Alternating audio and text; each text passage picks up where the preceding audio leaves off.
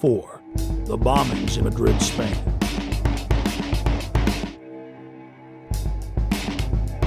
Years after the blast that rocked trains in the city of Madrid, Spain, the government admits that al-Qaeda had no connection to the attacks.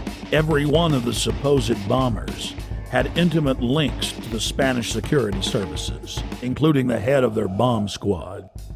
The alleged leader of the bombers, who reportedly gave dynamite to the terrorists, was connected to the Madrid bomb squad. And we see the exact same earmarks, the same MO in the London bombings that we witnessed in Madrid. On the morning of July 7th, 2005, 3 trains and a city bus were ripped to pieces when 4 military-grade explosive devices detonated. At 8:50 a.m., 3 explosive devices simultaneously detonated on 3 separate trains. Within minutes, eyewitnesses were reporting to the press that there had been multiple terror attacks. Despite the fact that 3 train cars were burning wrecks strewn with dead and dying Londoners, Scotland Yard for over an hour and a half claimed that all of the disruptions were simply caused by a power outage in the London Underground. Power surge on the Underground, that's all we heard. I mean, the bus was about an hour after the Underground, so that's when I think everybody knew that it wasn't what it was, you know. I think it was just an excuse, power surge, whatever. Why would they say that though, knowing it wasn't? Trying to cover up probably, you know what I mean? So there wasn't no panic and everybody sort of like just get on with everything, you know, so. Then mysteriously, 50 minutes into the attack, the London Police Department orders the number 30 Hackney to Marble Arch bus to leave its normal route and to park at the corner of Woburn Square and Tavistock Place. At 9:47, a 4th bomb detonates, killing 13 civilians and injuring many others. Note, out of several hundred buses in service that morning, it's the only bus that the police take special control of and direct to Tavistock Square. I've been walking up and down this road, looking at the bus stops for a number 30. The bus stops have all the numbers of the buses on them individually. There's no number 30 on any of the bus stops.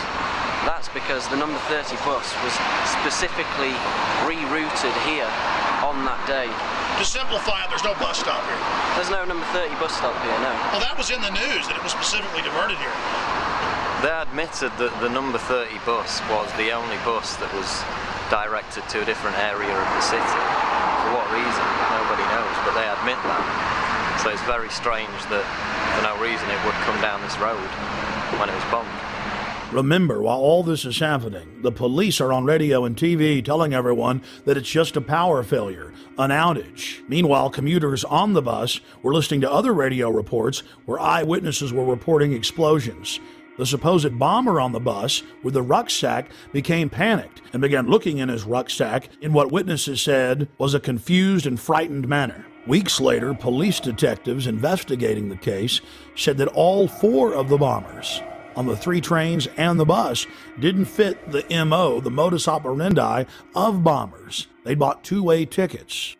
They'd played games of cricket the night before. They had good jobs and happy families. One of the alleged bombers was caught by surveillance camera arguing with the ticket clerk about the price of his pass. After Scotland Yard detectives had a chance to talk to some of the eyewitnesses from the bus and the trains, they stated clearly on the record that they believed that the bombers did not know that they had explosives in their backpacks. This was only one of many huge developments in the case that only received bare mentions in the back of the newspaper.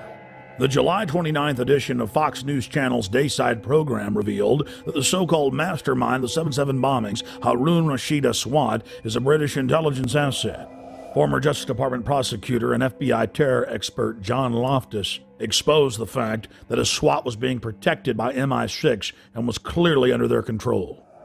Aswad is believed to be the mastermind of all the bombings in London. On the 7/7 and 7/21, this is the guy, we think. This is the guy, and what's really embarrassing is that the entire British police are out chasing him, and one wing of the British government, MI6, or the British Secret Service, has been hiding him.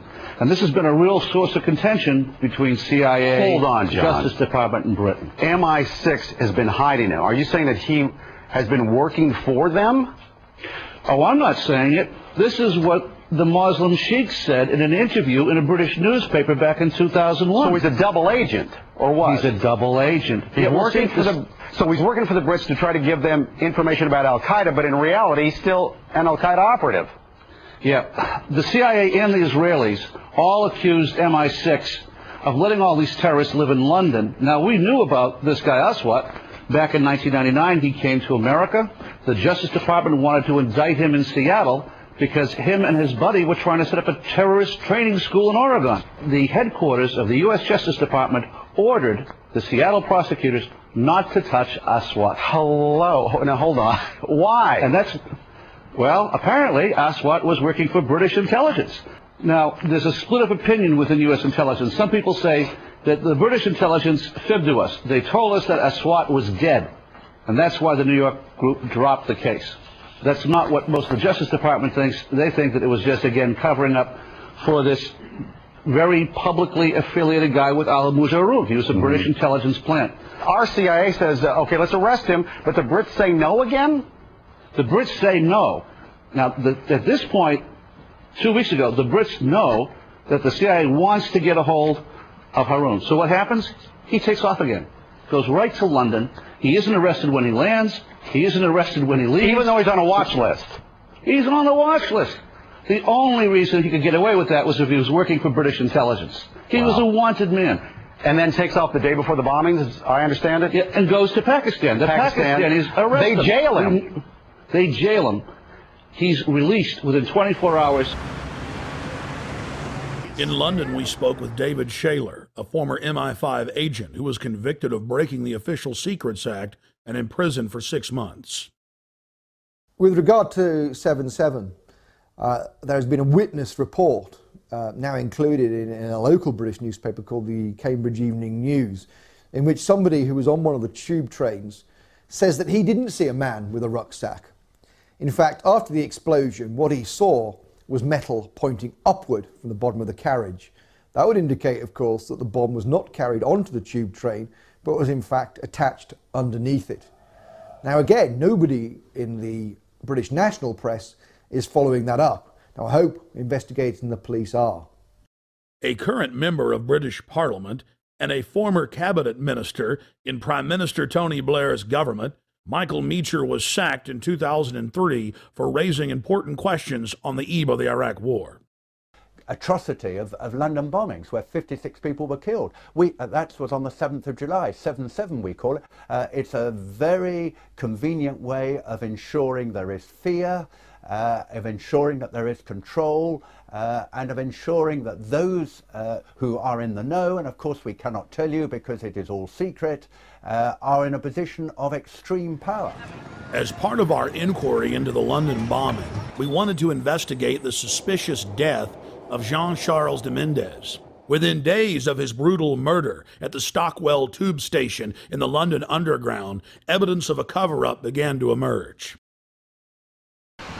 What did you witness with the unfortunate Brazilian man that died? All we saw was the police running into the station with guns. That's all we saw. We didn't see anything else at all. And then after that, a couple of seconds after that, we were vacated down South Lambeth Road. That was all we saw. We didn't see anything else.